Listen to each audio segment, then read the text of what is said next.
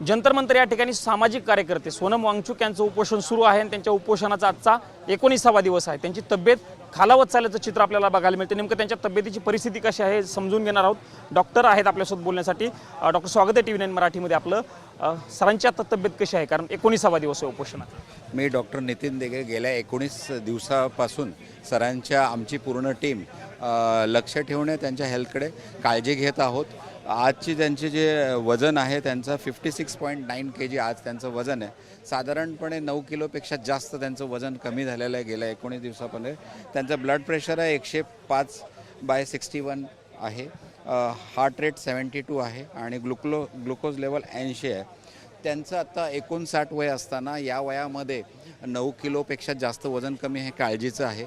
आणि त्याचबरोबर आपण कोणीही जर उपोषण केलं तर पहिल्या 7-8 दिवसामध्ये आपल्या 7-8 दिवसानंतर आपल्या जे काही आपण खाल्लेलं असतं किंवा आपल्या प्रोटीन विटॅमिन जेवणातून असतात ते यूज केलं जातं। त्यानंतर मसल्स अँड फॅट्समधून यूज केलं जातं आणि ते मसल अँड फॅट्समधून यूज केल्यानंतर त्यामुळेच कीटोन लेवल थोडी वाढते आणि त्याच्यानंतर आत्ताची जी लेवल आहे ती 3rd स्टेज लेवल आहे की ज्याच्यामध्ये मसल्स आणि फॅट्ससुद्धा बॉडीतले आता कमी झाल्यानंतर त्यामुळे त्यांना चालताना प्रॉब्लेम येतो आहे, त्यांना वॉशरूमला घेऊन जातानासुद्धा 2दा बसावं लागतं आहे आणि मसल पेन्स पण होत आहेत। तर त्यासाठी आम्ही आता फिजिओथेरपी स्टार्ट केलेली आहे त्यांच्यावरती आणि बाकीचं आम्ही पूर्ण लक्ष ठेवून आहोत। परंतु यापुढची स्टेज खूप काळजीची आहे, कारण 3rd स्टेजमध्ये ऑर्गन म्हणजे किंवा शरीराचे जे महत्त्वाचे आता ते 2nd स्टेजमध्ये आहेत। आता ते 3rd स्टेजमधून आता 3rd स्टेजमध्ये गेलेले आहेत।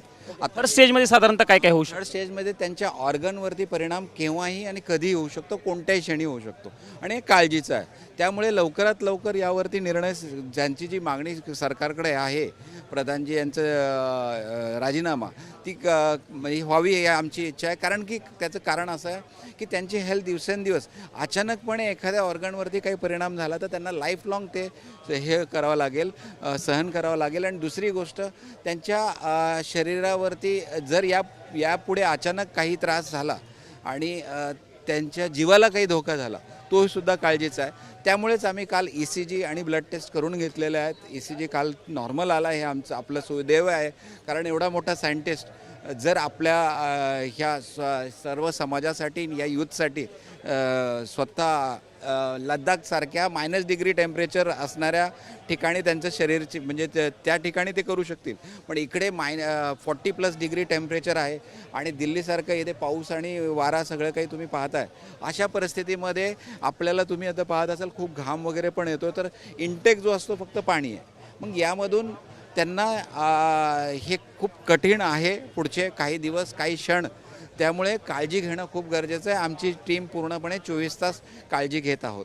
डॉक्टर, मला प्रश्न विचारायचा की 2 दिवसापूर्वी त्यांचं वजन ज्यावेळेस कमी झालं होतं त्यावेळेस त्यांना थकवा जाणवत होता, त्यांना उभा राहता येत नव्हतं, पण त्यांना तुम्ही ग्लुकोज वगैरे दिल्याच्या नंतर थोडी परिस्थिती सॉरी मी तुम्हाला पाण्यामध्ये नाही आम्ही कोणतेही ग्लुकोज किंवा काही दिलेलं नाही आहे।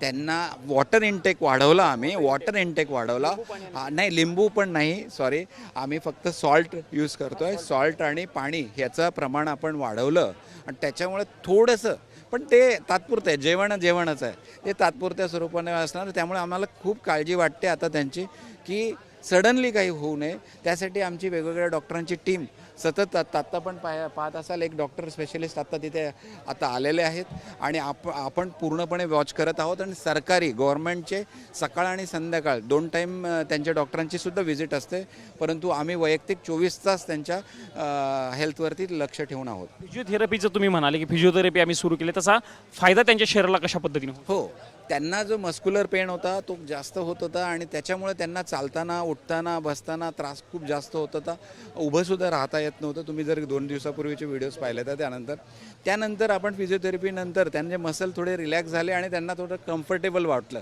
कारण आपण टॅबलेट देऊ शकत नाही आहे, पेन किलर आपण देऊ शकत नाही आहोत आणि म्हणून त्यांना जे काही करायचं ते आपल्याला अशाच पद्धतीने नॉर्मली आपल्याला करावं लागणार आहे।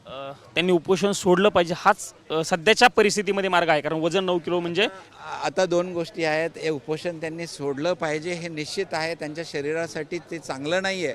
पण सरकारने पण ऐकलं पाहिजे, कारण आज 19वा दिवस आहे.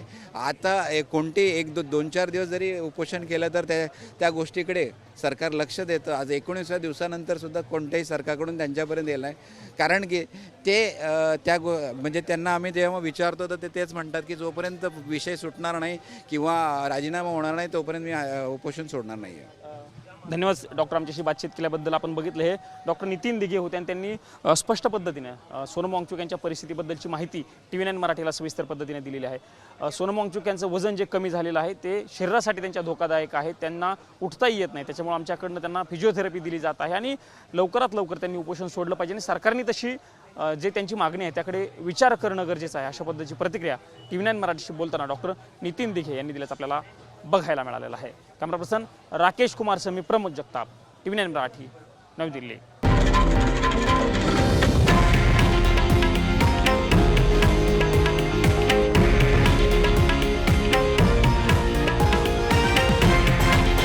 हे आहे देशातील नंबर 1 न्यूज नेटवर्क आणि आपण पाहत आहात TV9 मराठी, एकमेव.